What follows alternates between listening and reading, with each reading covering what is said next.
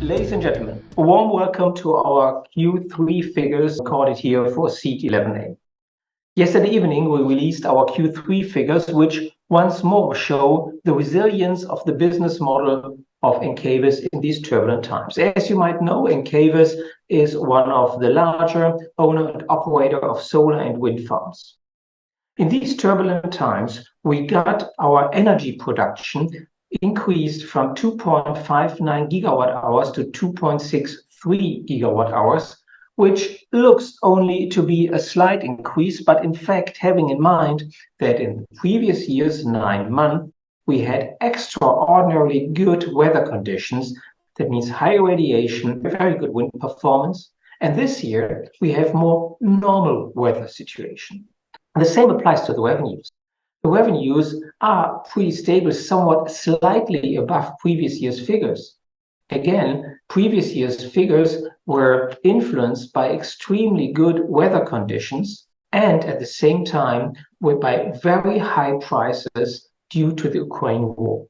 And this year, not only the weather conditions are more normal and more standard, the prices came down substantially as well. And still, we got the revenues slightly increased compared to this extraordinary previous year. All of that results in an increase of our earnings per share from 51 euro cents to 53 euro cents, and the equity ratio increased from 28% to 34%. Ladies and gentlemen, it is not only about the figures, but in the recent time, we got the growth of our company sped up. We forecasted at the beginning of the year to grow our capacities by 600 megawatt and the energy production by 750 gigawatt hours for the future. So the capacities of 600 megawatt in a certain composition out of solar and wind farms should then evolve into a 750 gigawatt hours power production in the next years per year. As a matter of fact, up to now, we already announced almost 300 megawatt and 470 gigawatt hours. So approximately 50% of the capacities, but far more than 50% of the future gigawatt hour production done. The reason for that is that we have a different mixture in our portfolio, more wind than solar, because wind on the megawatt capacity produces more gigawatt hours. That is meaningful. Why? Because it is the gigawatt hours which produce the revenues. It is not the capacity. The capacity is there and can provide us with more or with less gigawatt hours. But the gigawatt hours times price are then the revenues. So that we got now so many gigawatt hours on these certain capacities is very helpful. So in the end, we believe that we will reach the 600 megawatt and exceed the 750 gigawatt hours future power production additions. If we then come to the quarterly results, then we see that the existing portfolio produces less gigawatt hours than in previous years. And that is what I already mentioned. Last year, we had fantastic meteorological situation with high radiation and high wind performance. And this year we do have more standard weather, and that boils down to 6% decrease of gigawatt hour production in the existing portfolio, which we already had in our hands last year. But due to the growth of the capacities in our company, we got in total 2.6 terawatt hours compared to 2.59 terawatt hours last year, which is an increase by 2%. So we overcompensated the meteorological shortfall by our capacity growth. This 2% increase in power production then, in the end, to 356 million euros of revenues compared to 355 previous first 9 months. The issue is here that we have only a slight increase of the revenues, and the reason for that is quite simple. We had a huge price effect. To remember, last year we had extraordinarily high prices, and that cost us in the net revenues 26 million euros of revenues. And we had a lower production, specifically in the old portfolio, and that is remunerated highly. And so that cost us 6 million euros of revenues as well. But to compensate for that, we acquired new capacities, contributing us with 12 million euros additional revenues. So in total, the power revenues decreased by 20 million euros net effect. But this is only a comparison, again, with an outstanding previous year. So now we are back to normal. The gap which we have here in the revenues was then fully compensated, more than that, by the first consolidation of our service business of Stern Energy, contributing more than 28 million euros of additional revenues this year. The operating EBITDA, here we see a decline by 25 million euros. And that is due to the price effect. As a matter of fact, if you have a price effect or volume effect in the revenues, that is one-to-one to be seen in the EBITDA. The additional revenues of Stern coming in with a much lower EBITDA margin, which is typical for service companies compared to an asset-intensive business of our solar and wind farms, cannot compensate on EBITDA level. But that development, due to lower depreciation this year, then boils down to an EBIT deviation of minus 8 million euros.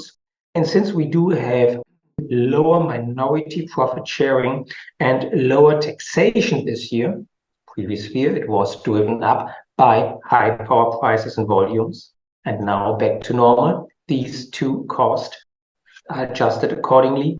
We have a positive EPS effect by plus 2 euro cents up to 53 euro cents.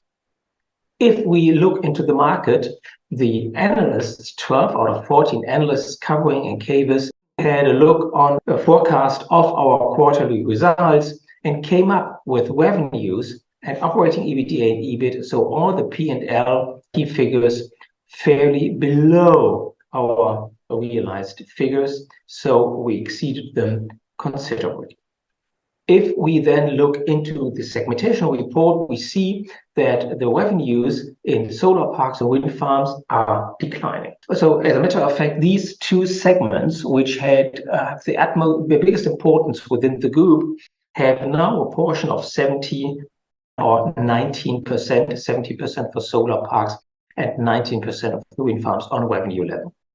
The reason that they shrink percentage-wise compared to previous year is that the service business is growing tremendously. Again, this is the effect of the first consolidation of Stern. Let's now look into the different segments. So our solar farms are contributing 5 million euros less of revenues compared to previous year. Again, higher volumes due to very good irradiation and our pricing, and now both coming back to standard weather and pricing. But this is partially compensated by new acquisitions which we had in Italy, Netherlands, and Denmark. And pretty much the same story at wind.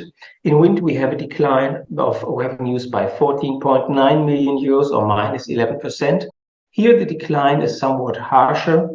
We invested here heavily as well into a new wind farm in Lithuania, so that compensated for some of these shortfalls, but specifically, the pricing effect is here of a higher importance than in solar. The reason for that is that the wind farms enjoy usually a much lower feed-in tariff than the solar farms. So therefore, the high prices of last year by far more exceeded these low feed-in tariffs, or other way around. This year, with the low power prices, we fall back to the low feed-in tariffs as calculated and anticipated. So with both segments, solar and wind, as for the other segments, we are on plan. So this is exactly what we expected this year, because we knew that the extraordinarily good weather and the very high prices cannot be repeated this year. In the service business, we have a harsh growth of our revenues, and that was anticipated as well. Unfortunately, other than expected, the operating EBITDA margin shrinked below the expected 18%. And the reason for that is that in Italy, we recently had a change in law in Italian accounting standards. And that means that we do, maybe or may are not allowed in Italian GAAP to make a percentage of completion method. That means showing the profits of a specific long-lasting project over the lifetime with the progress of the project, but only if it is final. Now there has to be done an additional calculation because under IFRS we are allowed and have the obligation to show profit with the progress of the project, and therefore this has to be done and will be corrected in fourth quarter. The asset management business suffered somewhat under the current high interest rates because some of the customers reconsidered their investments into renewables, and the asset management therefore had to provide them with new funds promising higher returns in the future than they did in the past in a low interest environment. And therefore the design of these funds and the setup had to be done, and therefore with some delay, now the projects which were expected for this year will be realized in Q4 and therefore cannot be shown in Q3. Therefore, we currently do have a decline by 5 million euros in the asset management business, but we are confident, as in the service business, they will reach their guidance. In the headquarters and consolidation on revenues level, we do have a pure consolidation effect of the revenues which were done within our own PV parks, so therefore these revenues have to be consolidated. And EBITDA and EBIT level, these are the pure cost of central headquarters. And you see here that they are reduced. The reason of the reduction is that last year we had provisions for the leave payments of my former colleague, Dr. Pascat, and that isn't repeated this year. Ladies and gentlemen, we have seen that we have to accept weather conditions which are today not on that extraordinarily high level of last year, but coming back to normal. And we have to accept that prices, which were skyrocketing last year due to the Ukraine war, came back to at least a lower level. And we have to see that there are some timing effects in service and asset management business. But all of them planned, and they will be compensated partially in Q4. So therefore, we do confirm our guidance. And you see here that already in our guidance, which we have shown in March, we have guided you that we will have a reduction in power prices, that the asset management will only slightly grow, that the third-party revenue of Stern will contribute heavily to the revenues as well as the acquisitions. These are exactly the keywords you have heard during this presentation. So we are fully in line with what we guided. So therefore, we confirm our guidance of reaching 440 million euros of net revenues, 310 million euros of EBITDA, and 60 earnings per share. Ladies and gentlemen, thank you very much for listening. Have a good day. Goodbye.